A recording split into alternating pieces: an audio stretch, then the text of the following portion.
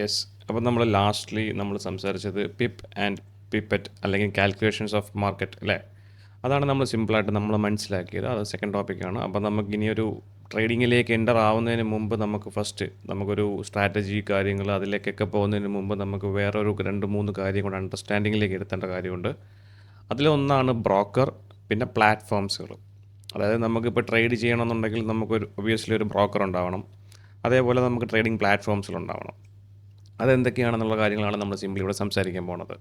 അപ്പോൾ നമുക്കിന്ന് കേൾക്കാം ബ്രോക്കർ. അപ്പോൾ ബ്രോക്കർ എന്ന് പറയുമ്പോൾ ഇൻ ഫോറക്സ് ട്രേഡിംഗ് ബ്രോക്കർ ഈ ഫോറക്സ് ട്രേഡിംഗ് എന്ന് ചിന്തിക്കേണ്ട ഇൻ ട്രേഡിംഗ് എന്ന് ചിന്തിച്ചു. അതായത് നമുക്കൊരു ട്രേഡിംഗ് ഇപ്പം ഫൈനാൻഷ്യൽ മാർക്കറ്റിലേക്ക് വരുമ്പോൾ സ്റ്റോക്ക് മാർക്കറ്റോ അല്ലെങ്കിൽ ഇപ്പോൾ ക്രിപ്റ്റോയോ ഫോറക്സോ ഇതിലേക്ക് വരുമ്പോഴത്തേക്കും നമുക്കൊരു ബ്രോക്കറിൻ്റെ ആവശ്യമുണ്ട്. അപ്പം എങ്ങനെ നമുക്ക് നോക്കി a broker is a financial service firm that act as an intermediary between individual traders and the massive inter bank market where currencies are traded. ഇത് ഇത്രയും വലിയ സെൻറ്റൻസിലൊന്നും നിങ്ങൾ മനസ്സിലാക്കി വലിയ പാടാന്ന് നോക്കണ്ട. വളരെ സിമ്പിളായിട്ട് പറഞ്ഞുതരാം. ബ്രോക്കർ എന്ന് പറയുമ്പോഴത്തേക്ക് ഒരു മിഡിൽ മാൻ ആണ്. അതായത് നമുക്കിപ്പം ഈ ഇവിടെ കാണിച്ചിരിക്കുന്ന മാസീവ് ഇൻ്റർ ബാങ്ക് മാർക്കറ്റ് എന്ന് പറഞ്ഞ ആ ഒരു മാർക്കറ്റിലേക്ക് നമുക്ക് ഡയറക്റ്റ് ആക്സസ് ചെയ്യാൻ പറ്റില്ല. ആസ് എ റീറ്റെയിൽ ട്രേഡർ നമുക്ക് ഡയറക്റ്റ് ആക്സസ് ചെയ്യാൻ പറ്റില്ല. സോ നമുക്ക് അങ്ങനെ ആക്സസ് തരുന്ന അല്ലെങ്കിൽ ഒരു പാസീവായിട്ട് നമ്മുടെ നടുക്ക് നിന്നും കൊണ്ട് മാർക്കറ്റിലേക്ക് നമുക്ക് ആക്സസ് തരുന്ന ഒരു വ്യക്തിയാണ് ബ്രോക്കർ. സിമ്പിളായിട്ട് പറയാം, ഒരു മിഡിൽ മാൻ എന്ന് പറയാം. നടുക്ക് നിൽക്കുന്ന ഒരു വ്യക്തി. നമ്മുടെ ട്രാൻസാക്ഷൻ നമ്മളിവിടെ കൊടുക്കുന്നു, ആ ട്രാൻസാക്ഷൻ കളക്ട് ചെയ്യുന്നു, ആ ട്രാൻസാക്ഷൻ മാർക്കറ്റിലേക്ക് സക്സസ്ഫുള്ളി കംപ്ലീറ്റ് ചെയ്യുന്ന ഒരു വ്യക്തിയാണ് broker. Because the forex market is decentralised and primarily the domain of large banks, individual retail traders cannot access it directly. A broker provides a necessary gateway. അതാണ് ഇപ്പോൾ നമ്മൾ പറഞ്ഞത്. നമുക്കൊരു മാർക്കറ്റിനകത്ത് അല്ലെങ്കിൽ ഈ ഒരു ഫൈനാൻഷ്യൽ ഫീൽഡിൽ ആക്റ്റീവായിട്ട് വർക്ക് ചെയ്യുന്ന ഒരു മാസീവ് മാർക്കറ്റാണ് ഈ ഫോറക്സ് മാർക്കറ്റ്. അപ്പോൾ അതൊരു ഡീസെൻട്രലൈസ്ഡ് നെറ്റ്വർക്ക് ആയതുകൊണ്ടും ഇതിലേക്ക് ഒരുപാട് വലിയ ലാർജ് ബാങ്ക്സ്, ഇൻഡിവിജ്വൽ അല്ലെങ്കിൽ ഹെഡ്ജ് ഫണ്ട്സ്, കോമ്പൗണ്ട് ഫണ്ട്സ് ഇങ്ങനത്തെ ആൾക്കാർ ഇതിലേക്ക് പാർട്ടിസിപ്പേറ്റ് ചെയ്യുന്ന വ്യക്തികളായതുകൊണ്ട് നമ്മളെപ്പോലത്തെ റീറ്റെയിൽ ട്രേഡേഴ്സിൻ്റെ സ്മോൾ പൊസിഷൻസുമായിട്ട് നമുക്ക് അതിലേക്ക് ആക്സസ് ചെയ്യാൻ പറ്റില്ല. അപ്പോൾ അതെന്ത് ചെയ്യും, നമുക്കൊരു മിഡിൽ മാൻ്റെ സഹായത്തോടെ, അതായത് ഇപ്പോൾ മിഡിൽ മാൻ എന്ന് പറയുന്നതാണ് നമുക്ക് ഈ ബ്രോക്കറിൻ്റെ സഹായത്തോടെ നമ്മളിടുന്ന ഓർഡേഴ്സ് ഡയറക്റ്റ്ലി അവർ കളക്ട് ചെയ്തതിന് ശേഷം അത് നമുക്ക് ഈ മാസീവ് മാർക്കറ്റിലേക്ക് അവർ ഡംപ് ചെയ്യും. ഇതെല്ലാം നടക്കുന്ന മില്ലി സെക്കൻഡ്സിലാണ്. അല്ലാതെ നമ്മൾ ഓരോരുത്തരുടെ ഓർഡേഴ്സ് ഇങ്ങനെ എടുത്ത് കൊണ്ടുപോയി ഇടുകയല്ല ചെയ്യണത്. ഒരു ഗ്രൂപ്പ് ഓഫ് ഓർഡേഴ്സ് ആയിട്ടാണ് മാർക്കറ്റിലേക്ക് ഡംപ് ചെയ്യുന്നത്. അപ്പം ആ ഒരു മിഡിൽ മാൻ എന്ന് ചിന്തിച്ചാൽ നമുക്ക് ബ്രോക്കറിൽ ഇപ്പം എന്താണ് ഫങ്ഷൻ എന്ന് വെച്ച് കഴിഞ്ഞാൽ, ഞാനിപ്പോൾ എനിക്കൊരു ബൈയോ സെല്ലോ എക്സിക്യൂട്ട് ചെയ്യണമെന്നുണ്ടെങ്കിൽ ഞാൻ ആ ബൈ സെൽ എന്നൊരു ബ്രോക്കറിൻ്റെ പ്ലാറ്റ്ഫോമിലായിരിക്കും ഞാൻ ഇടുന്നത്. അപ്പോൾ ആ ബൈ സെൽ ഓർഡേഴ്സ് ബ്രോക്കറിൻ്റെ ഓർഡർ ബുക്കിലേക്ക് പോയതിനു ശേഷം അവരാണ് ഇത് മാർക്കറ്റിലേക്ക് എക്സിക്യൂട്ട് ചെയ്യണത്. അപ്പം സിംപ്ലി പറഞ്ഞാൽ broker is A middle man. നമ്മുടെ നടുക്ക് നിന്നും കൊണ്ട് നമ്മുടെ ട്രാൻസാക്ഷൻസ് കറക്റ്റായിട്ട് ചെയ്ത് തരുന്നൊരു വ്യക്തി. ആ ട്രാൻസാക്ഷൻസിൻ്റെ അകത്തുനിന്ന് അവർക്കൊരു ചെറിയ പ്രോഫിറ്റ്സ് ഉണ്ടാവും. അതെന്താണെന്നൊക്കെ നമുക്ക് അടുത്ത ഒരു ചാപ്റ്റേഴ്സിൽ പഠിക്കാൻ പറ്റും. അതായത് സ്പ്രെഡ്, പിന്നെ ഒരു സ്ലിപ്പേജ് കാര്യങ്ങളൊക്കെ വരുമ്പോഴത്തേക്ക് കമ്മീഷൻസ്, അതിനൊക്കെ പറ്റിയാണ് ബ്രോക്കേഴ്സിൻ്റെ റവന്യൂ പാർട്ടിലേക്ക് വരുന്നത്. അപ്പോൾ ഇനി നമുക്ക് പ്ലാറ്റ്ഫോംസിനെ പറ്റി പറയുകയാണെങ്കിൽ, അതായത് ഇപ്പം നമുക്ക് ഓരോ ബ്രോക്കേഴ്സിലും ഓരോ പ്ലാറ്റ്ഫോംസുകൾ അവർക്കായിട്ട് തന്നെ ഉണ്ട്. അതായത് ഇപ്പോൾ അവരുടെ തന്നെ ഇപ്പം നമ്മളിപ്പോൾ ട്രേഡ് ചെയ്യുന്ന ബ്രോക്കറാണ് അൽപ്പാരി. ഇപ്പോൾ അൽപ്പാരിക്ക് അവരുടേതായ സ്വന്തം ട്രേഡിംഗ് പ്ലാറ്റ്ഫോം ആയിട്ടുള്ള അവരുടെ ആപ്ലിക്കേഷനിൽ തന്നെ നമുക്ക് ട്രേഡ്സിൽ ഇടാൻ പറ്റുന്ന രീതിയിലുള്ള സെറ്റപ്പ് ചെയ്ത് വെച്ചിട്ടുണ്ട്. പക്ഷേ ഇവിടെ നമ്മൾ ഈ കൊടുത്തേക്കുന്ന മെറ്റാട്രേഡർ 4, മെറ്റാട്രേഡർ 5, സി ട്രേഡർ ഇതെന്നൊക്കെ പറഞ്ഞു കഴിഞ്ഞാൽ കോമൺലി യൂസ്ഡ് പ്ലാറ്റ്ഫോംസ് ആണ്. അതായത് ഇപ്പം ഞാനിപ്പം യൂസ് ചെയ്യുന്നൊരു ബ്രോക്കർ അൽപ്പാരിയാണ്, മറ്റൊരാൾ യൂസ് ചെയ്യുന്ന ബ്രോക്കർ എക്സ്എൻഎസ് ആണ്, അല്ലെങ്കിൽ ജസ്റ്റ് മാർക്കറ്റ്. ഇങ്ങനെയൊക്കെ ഓരോരോ ബ്രോക്കേഴ്സ് യൂസ് ചെയ്യണമെങ്കിലും അവർക്കൊക്കെ കോമൺ ആയിട്ട് എല്ലാ ബ്രോക്കേഴ്സിനും കോമൺ ആയിട്ടുള്ളൊരു ട്രേഡിംഗ് പ്ലാറ്റ്ഫോംസ് ആണ് ഈ MT4 and MT5 C trader. അപ്പോൾ ഇതാണ് വൈഡ്ലി മിക്ക ആൾക്കാർ യൂസ് ചെയ്ത് വരുന്നത്. അതുകൊണ്ടാണ് നമ്മൾ ഇതിനകത്ത് പ്ലാറ്റ്ഫോംസിന് MT4 ആൻഡ് MT5 ട്യൂട്ടോറിയൽസ് പറഞ്ഞു തരുന്നത്. അപ്പോൾ ഇത് വളരെ സിമ്പിളാണ്. ഇപ്പോൾ ഇന്ത്യൻ ഷെയർ മാർക്കറ്റിനകത്ത് പറയുകയാണെന്നുണ്ടെങ്കിൽ നമുക്കിപ്പോൾ ഷെയർസ് പർച്ചേസ് ചെയ്യണമെങ്കിൽ നമ്മൾ യൂസ് ചെയ്യുന്നൊരു ബ്രോക്കറാണ് സെറോദ. അപ്പം സെറോദയിലേക്ക് നമ്മളിപ്പം ഒരു അക്കൗണ്ട് ഓപ്പൺ ചെയ്തു, നമ്മൾ ഡിമാറ്റ് അക്കൗണ്ട് വെരിഫിക്കേഷൻ കാര്യങ്ങളെല്ലാം കഴിഞ്ഞതിന് ശേഷം നമുക്ക് അതിൻ്റെ ആപ്ലിക്കേഷൻ ആയിട്ടുള്ള കൈറ്റ് എന്ന് പറയും ഇല്ലേ. കൈറ്റാണ് അവരുടെ ട്രേഡിംഗ് പ്ലാറ്റ്ഫോം വരുന്നത്. അതിലേക്ക് തന്നെയാണ് നമുക്ക് എങ്ങനെയാണ് ബൈ സെല്ല് എല്ലാ കാര്യങ്ങളും ചെയ്യാൻ പറ്റുന്നത്. സെയിം പ്രൊസീജിയർ തന്നെയാണ് ഇവിടെയും വരുന്നത്. ഫോറക്സിലേക്ക് വരുമ്പോഴത്തേക്ക് നമുക്കിപ്പോൾ ഒരു ബ്രോക്കറിൻ്റെ ഇൻഡിവിജ്വൽ പ്ലാറ്റ്ഫോംസ് അല്ല, മിക്ക കോമൺ ആയിട്ട്, അതായത് ഇപ്പോൾ MT4 MT5 എല്ലാ ബ്രോക്കേഴ്സിനും കോമൺ ആണ്.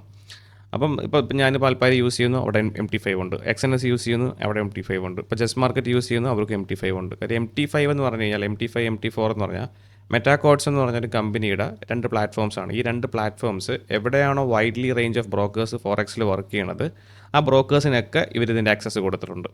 അപ്പം അത് കോമൺലി യൂസ്ഡ് ആണ്, ഒരുപാട് ആൾക്കാർ യൂസ് ചെയ്യണതാണ്, പിന്നെ യൂസർ ഫ്രണ്ട്ലി ആണ്. അപ്പോൾ അതുകൊണ്ട് വൈഡ്ലി യൂസ്ഡ് ആയിട്ട് വന്നതുകൊണ്ട് എല്ലാ ആൾക്കാരും മെയിൻലി ഏറ്റവും കൂടുതൽ യൂസ് ചെയ്യുന്നത് ട്രേഡ് ചെയ്യാൻ ഫോറക്സിൽ യൂസ് ചെയ്യുന്നത് MT4 ആൻഡ് MT5 ആണ്.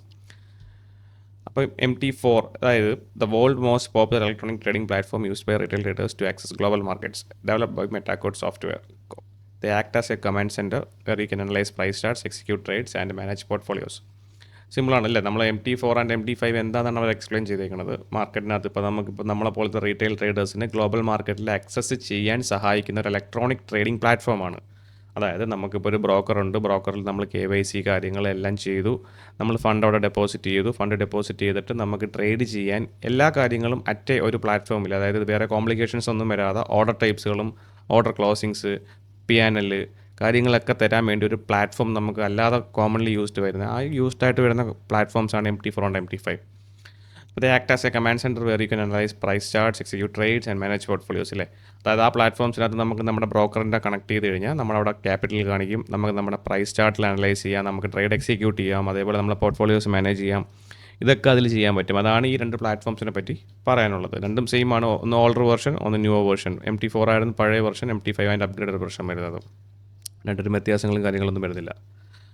ഓക്കെ, അപ്പോൾ ഇനി നമുക്കൊരു ചെറിയൊരു റഫ് ഐഡിയ ഒപ്പിച്ചെടുക്കുക. അതായത് ഇപ്പോൾ നമ്മൾ ബ്രോക്കർ മനസ്സിലാക്കി, പ്ലാറ്റ്ഫോം മനസ്സിലാക്കി, ഇനി എന്തൊക്കെ ഓർഡർ ടൈപ്സുകളാണുള്ളത്. നമുക്ക് ചുമ്മാ ബൈ സെൽ മാത്രമല്ല, നമുക്ക് പല ഡിഫറെൻറ്റ് മാർക്കറ്റ് കണ്ടീഷൻ അനുസരിച്ച് നമുക്ക് നമ്മുടെ രീതിയിലുള്ള പ്രിഫറബിൾ ഓർഡേഴ്സ് നമുക്ക് ബിൽഡ് ചെയ്യാൻ പറ്റും. അതിനുവേണ്ടി നമുക്ക് സഹായിക്കുന്ന രീതിയിൽ കുറച്ചും കൂടെ ഒരു ഓർഡർ ടൈപ്സുള്ള ബ്രോക്കേഴ്സ് നമുക്ക് അറേഞ്ച് ചെയ്ത് വെച്ചിട്ടുണ്ട്. അപ്പോൾ അതെന്തൊക്കെയാണെന്നുള്ളത് നമുക്ക് പഠിക്കാം. ഇത് ഡീറ്റെയിൽ ആയിട്ടല്ല നമ്മൾ പറയണത്. നമ്മളിനി MT5ൻ്റെ MT4ൻ്റെയും ഓർഡർ മറ്റേ ഡീറ്റെയിൽസും ലൈവ് ട്രേഡൊക്കെ ഇട്ട് കാണിക്കുമ്പോഴത്തേക്ക് നിങ്ങൾക്ക് അത് ഈസിയായിട്ട് മനസ്സിലാവും. ഇതൊരു ഡേറ്റ് നിങ്ങളെ മനസ്സിലുണ്ടായിരുന്നാൽ മതി, എങ്ങനെയാണ് ഇത് സംഭവം വർക്ക് ആവുന്നത്, ഇത് എന്ത് ടൈപ്പ് ഓഫ് ഓർഡേഴ്സ് ആണ്. അല്ലെങ്കിൽ നിങ്ങളിപ്പോൾ ഒരു MT5 MT4 ഡൗൺലോഡ് ചെയ്യുമ്പം നിങ്ങൾ ആദ്യമേ ഒരു പോയി നോക്കുമ്പോഴത്തേക്ക് ഇങ്ങനെ ഓർഡർ ടൈപ്സുകൾ ഇങ്ങനെ പലത് കാണിക്കുമ്പോൾ അത് എന്തൊക്കെയാണെന്നൊരു ഐഡിയ കിട്ടാത്ത ആൾക്കാർക്ക് ജസ്റ്റ് ഒരു റഫ് ഐഡിയ ഞാൻ തരാം. ഇത് കേട്ട് വയ്ക്കുക. ബാക്കി നമ്മൾ എക്സിക്യൂഷൻ ചെയ്ത് വരുമ്പോഴത്തേക്ക് നിങ്ങൾക്ക് അത് എങ്ങനെ ചെയ്യണം എന്നുള്ള കാര്യങ്ങളും ഏത് ടൈപ്പ് ഓഫ് ഓർഡർ സെലക്ട് ചെയ്യണം എന്നെല്ലാം മനസ്സിലാവും. അപ്പോൾ നമുക്ക് ഓർഡർ ടൈപ്സിൽ ആദ്യം വരുന്ന മാർക്കറ്റ് ഓർഡേഴ്സാണ്. ഈ മാർക്കറ്റ് ഓർഡർ എന്ന് പറഞ്ഞു കഴിഞ്ഞാൽ ബ്രാക്കറ്റിൽ നമ്മൾ ഇവിടെ ഇൻസ്റ്റൻറ്റ് എക്സിക്യൂഷൻ കൊടുത്തിട്ടുണ്ട് അല്ലേ. അതായത് ഇപ്പം ബൈ സെൽ രണ്ട് ബട്ടൺ ഉണ്ടെന്ന് വിചാരിച്ചു. ഞാനിപ്പോൾ ഒരു ബൈ ഞെക്കി കഴിഞ്ഞാൽ അപ്പോൾ തന്നെ ബൈ വീഴും. അതായത് market order is an instruction to buy or sell a currency pair commodity whatever immediately at the best available current price.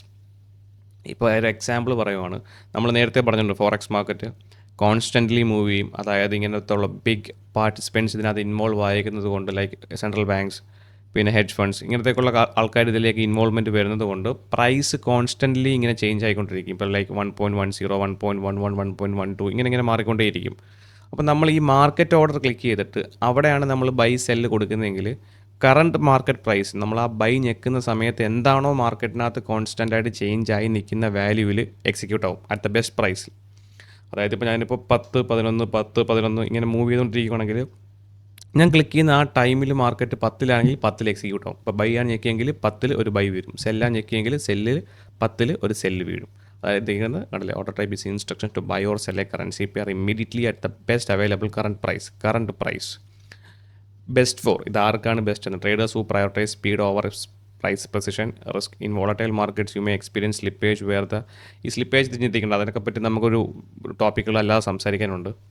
Slippage ഒന്നും ചിന്തിക്കേണ്ട ഇപ്പം. ഓക്കെ, അതൊക്കെ നമുക്ക് ഡീറ്റെയിൽ ആയിട്ട് സംസാരിക്കാം, എന്നാലും നിങ്ങൾക്ക് ക്ലിയർ ആവത്തുള്ളൂ. അപ്പം ഇത് ജസ്റ്റ് സിമ്പിളായിട്ട് നിൽക്കുമോ. ഇപ്പോൾ ഓർഡർ ടൈപ്സിനകത്ത് മാർക്കറ്റ് ഓർഡേഴ്സ് എന്ന് പറഞ്ഞു കഴിഞ്ഞാൽ നമുക്ക് ഇൻസ്റ്റൻ്റ് ആയിട്ട് മാർക്കറ്റിലെ കറണ്ട് പ്രൈസിൽ എന്താണോ പ്രൈസ് ലെവൽ കാണിക്കുന്നത് ആ പ്രൈസിലേക്ക് നമുക്ക് എക്സിക്യൂട്ട് ചെയ്ത് തരും ബൈ ഓർ സെൽ ഞെക്കി കഴിഞ്ഞാൽ. ഇനി സെക്കൻഡ് വൺ പെൻഡിങ് ഓർഡേഴ്സ് എന്ന് പറയും. These orders only execute if the market reach specific price level you pre define. അതിന് വിളിക്കുന്ന പേരാണ് ലിമിറ്റ് ഓർഡേഴ്സ് എന്ന് പറയും. ബൈ ലിമിറ്റ്, സെൽ ലിമിറ്റ്, ഇത് രണ്ട് ചിന്തിച്ചാൽ ഇത്രയും എക്സ്പ്ലനേഷൻ ഒന്നും ഒരാവശ്യം നമുക്ക് അവിടെ ഇല്ല, സിമ്പിളായിട്ട് മനസ്സിലാക്കാം. അപ്പോൾ രണ്ട് ഓർഡർ ടൈപ്സിൽ വരുന്നുണ്ട്, ഒന്ന് ബൈ ലിമിറ്റ്, ഒന്ന് സെൽ ലിമിറ്റ്. അപ്പോൾ ഇത് എന്താണ് ഈ രണ്ട് ഓർഡർ ടൈപ്സ് എന്ന് വെച്ച് കഴിഞ്ഞാൽ placed below the current market price if it triggers the price dips to your level. വളരെ സിമ്പിളാണ്. പ്രൈസ് ഇപ്പോൾ 10 രൂപയിൽ നിൽക്കുകയാണ്. അപ്പം നമ്മുടെ ചാർട്ട് അനലൈസ് ചെയ്ത് കാര്യങ്ങളെല്ലാം നോക്കിയപ്പോഴത്തേക്ക് എനിക്ക് ആപ്റ്റായിട്ട് ബൈ ചെയ്യാൻ തോന്നുന്നൊരു സ്ഥലം 8 രൂപയിലാണ്.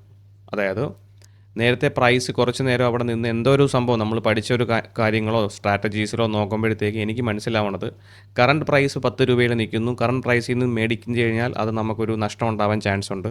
എന്നാൽ ബെറ്റർ ആയിട്ടുള്ള ഒരു പ്രൈസിലേക്ക് മേടിക്കണമെന്ന് വെച്ച് കഴിഞ്ഞാൽ അത് 8 രൂപയിലേക്ക് എത്തുമ്പോഴത്തേക്ക് മേടിച്ച് കഴിഞ്ഞാൽ ആപ്റ്റായിട്ടുള്ളൊരു ട്രേഡായിരിക്കും എന്ന് എനിക്കൊരു ചിന്ത വരുവാണ്. അപ്പോൾ എനിക്ക് അവിടെ ചൂസ് ചെയ്യാൻ പറ്റുന്നത് രണ്ട് ഓപ്ഷൻസാണ്. ഒന്നെങ്കിൽ മാർക്കറ്റ് 10 രൂപയിൽ നിന്ന് 8 രൂപയിലേക്ക് വരുന്നത് വരെ വെയിറ്റ് ചെയ്തിരിക്കണം. അപ്പോൾ അത്രയും സമയം നമ്മളിതിലേക്ക് സ്പെൻഡ് ചെയ്യണം. എന്നാൽ നമ്മൾ അനാലിസിസും കാര്യങ്ങളെല്ലാം കഴിഞ്ഞു, നമുക്ക് പ്രോപ്പർ റിസൾട്ട് കിട്ടി, ഓക്കെ 8 രൂപയിൽ തന്നെ ബൈ ചെയ്താൽ മതി. അപ്പം നമുക്ക് അങ്ങനെ നിൽക്കുമ്പോഴത്തേക്കും നമ്മളെ സഹായിക്കുന്ന ഒരു ഓർഡർ ടൈപ്പാണ് ബൈ ലിമിറ്റ്. അതായത് പ്രൈസ് ഇപ്പോൾ കറണ്ട് മാർക്കറ്റിൽ 10 രൂപയിൽ നിൽക്കുന്നു. 10 രൂപയിൽ നിന്ന് മാർക്കറ്റ് 8 രൂപയിലേക്ക് വന്നാൽ മാത്രമായിരിക്കും നമ്മൾ ഓർഡർ എക്സിക്യൂട്ട് ചെയ്യത്തുള്ളൂ. ഇല്ലാതെ നമ്മൾ ഓർഡർ എക്സിക്യൂട്ട് ചെയ്തില്ല. നമുക്ക് അതുകൊണ്ട് ഈ ബൈ ലിമിറ്റ് എന്ന ഓർഡർ നേരത്തെ പ്ലേസ് ചെയ്ത് വയ്ക്കാം. അതായത് 8 രൂപയിൽ ബൈ എന്ന് നമുക്ക് പ്ലേസ് ചെയ്യാം. അപ്പോൾ മാർക്കറ്റ് എപ്പോഴെങ്കിലും 8 രൂപയിൽ എത്തിക്കഴിഞ്ഞാൽ നമ്മൾ നേരത്തെ പ്ലേസ് ചെയ്ത ബൈ ലിമിറ്റ് ഓർഡർ എക്സിക്യൂട്ട് ആവും. സെയിം ആണ് സെൽ ലിമിറ്റും.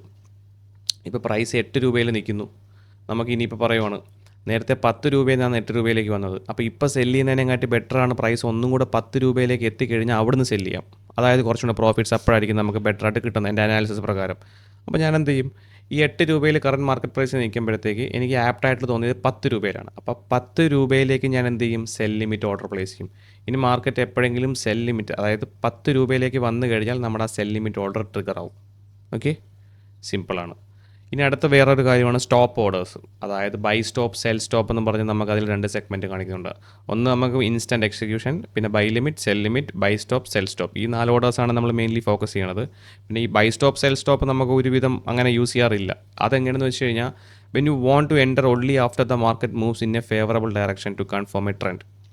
അതായത് നമുക്കൊരു മൊമെൻറ്റം ട്രേഡിംഗ് എന്ന് പറയാം. ഇപ്പോൾ ഒരു റെസിസ്റ്റൻറ്റ് ബ്രേക്കോ സപ്പോർട്ട് ബ്രേക്കോ അങ്ങനെ വരുമ്പോഴത്തേക്ക് നമുക്കിപ്പം നേരത്തെ പ്രീ ഡിഫൈൻ ചെയ്ത് വയ്ക്കാം. Placed above the current price triggers a buy if the price break upwards. അതായത് വളരെ സിമ്പിളാണ്. എനിക്കിപ്പോൾ ഒരു റെസിസ്റ്റൻസ് ബ്രേക്ക് ഐഡൻറ്റിഫൈ ചെയ്യുവാണ്. അതായത് ഇപ്പോൾ ഒരു 10 രൂപയിൽ കുറേ നേരം കൊണ്ട് മാർക്കറ്റ് വന്ന് ഇങ്ങനെ തട്ടുന്നു, 8 രൂപയിൽ പോകുന്നു, 10 രൂപയിൽ വരുന്നു, 8 രൂപയിൽ പോകുന്നു, 10 രൂപയിൽ വരുന്നു, 8 രൂപയിൽ പോകുന്നു.